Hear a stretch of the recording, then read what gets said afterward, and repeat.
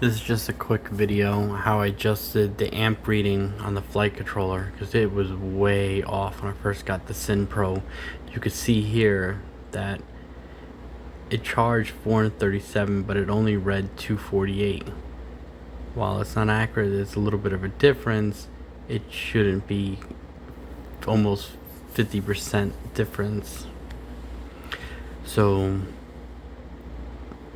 here we go into Betaflight power settings. You can see defaulted at 160. I made an Excel spreadsheet to make it a little easier for me on how much the flight controller said I used versus how much I use, and that's the ratio of the difference averaged between 4 batteries. What the flight controller said I used and what I actually used was a difference of 1.66.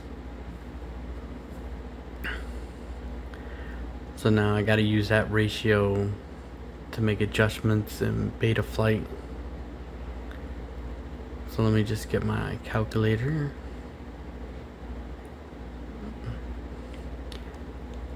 So you're going to take the default amount it has, the 160, and whatever ratio you get that it's off by, you're going to divide by that. Just get down the calculator. I get 96, but I'm just going to bring it up to 97. Play safe. Here I'm just making sure the math works out, brings it back to 160.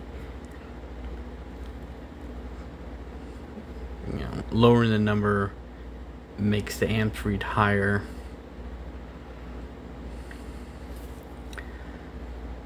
So I'm stuttering here, taking a while. I don't know why.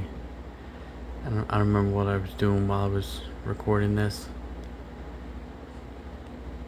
So then you just click save, and then I went back out. I went to the park and tested it. I don't put the video flying, it takes too long, but these are the batteries, what they ended in voltage, all at 14.8, and the difference there is 647 versus 644 and 438 versus 433.